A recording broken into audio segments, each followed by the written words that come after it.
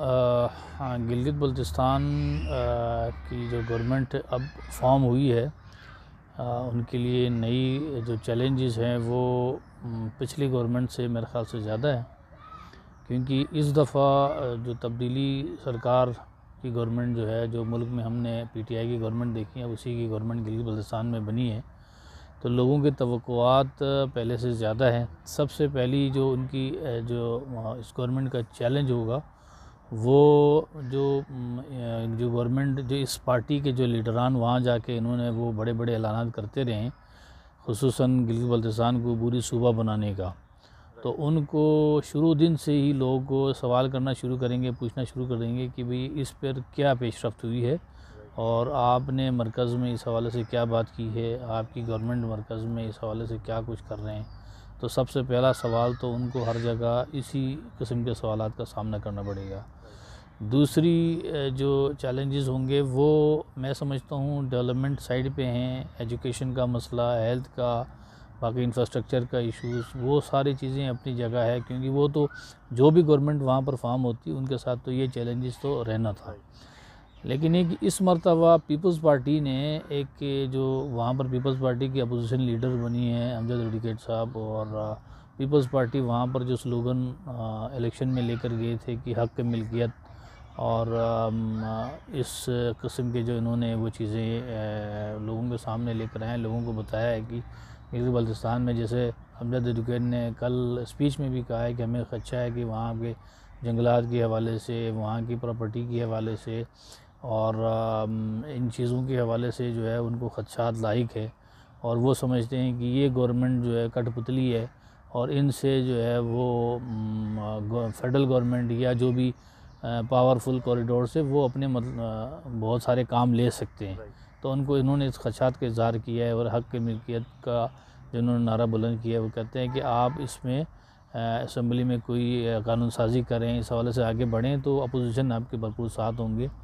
तो लेकिन ये कि इन चीज़ों के ऊपर आगे बढ़ना गवर्नमेंट के लिए एक चैलेंज भी है, ना बढ़ें और अपोजिशन कोई ऐसी रेजोल्यूशन, कोई लेजिस्लेशन करना चाहें, उसमें अगर रुकावट बनती है तो पार्टी बदनाम भी हो सकती है, गवर्नमेंट बदनाम भी हो सकती है। तो इस किस्म के जो पिछली जो गवर्नमेंट को अपोजिशन की तरफ से ऐसा कोई चैलेंजेस नहीं था,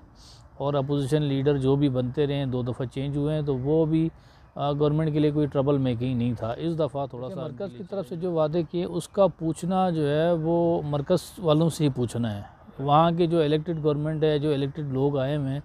वो उनसे अगर कोई पूछे भी तो वो इस्लामाबाद की तरफ देखेंगे। इंशाल्लाह हम बात कर रहे हैं, उनसे बातचीत हमारी चल रही है, हमारी गवर्नमेंट इंशाल्लाह वो करेंगे। इस किस्म की बातें उनके पास, वो यकीन दहानी के अलावा इनके बस में कोई इशू नहीं है,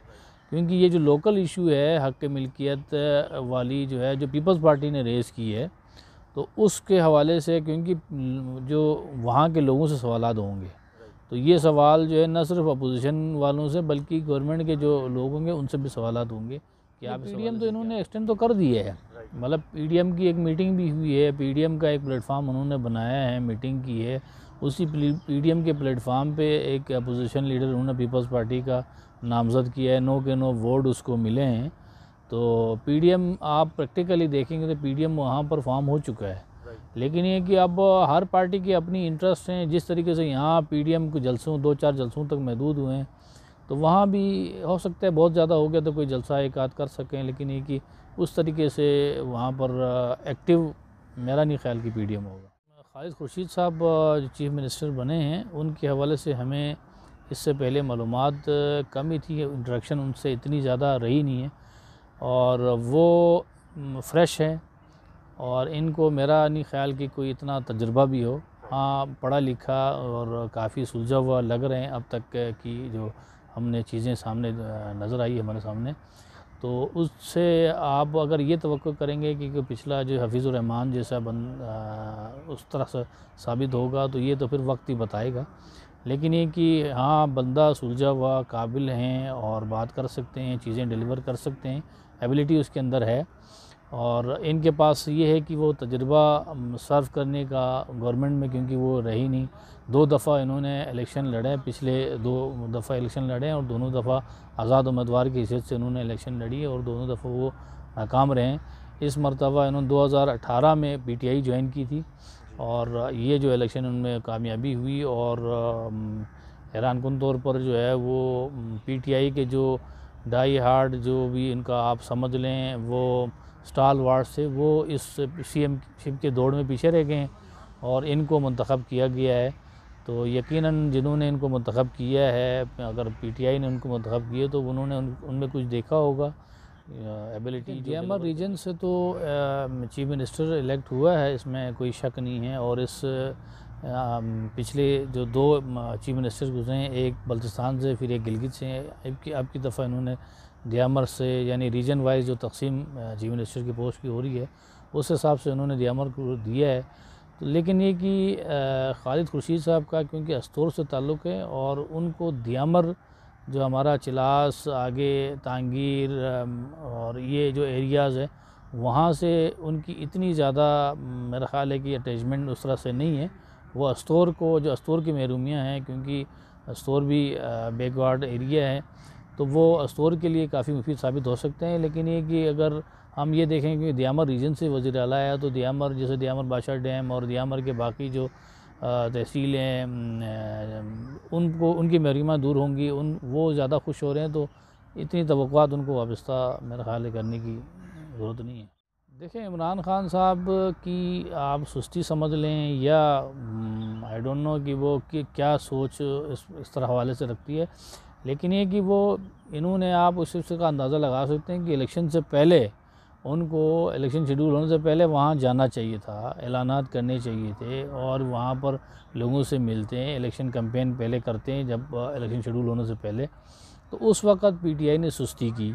उन्होंने, और इवन इलेक्शन के दौरान भी उन्होंने कोई ऐसा फेस गिलगित बल्तिस्तान में नहीं भेजा, गंडापुर साहब को भेजा जैसे भी है, जिसका नतीजा ये निकला कि वो हार्डली 8 सीटें जीत सकी। बाकी जो इंडिपेंडेंट और बाकी पार्टियों ने सीटें ली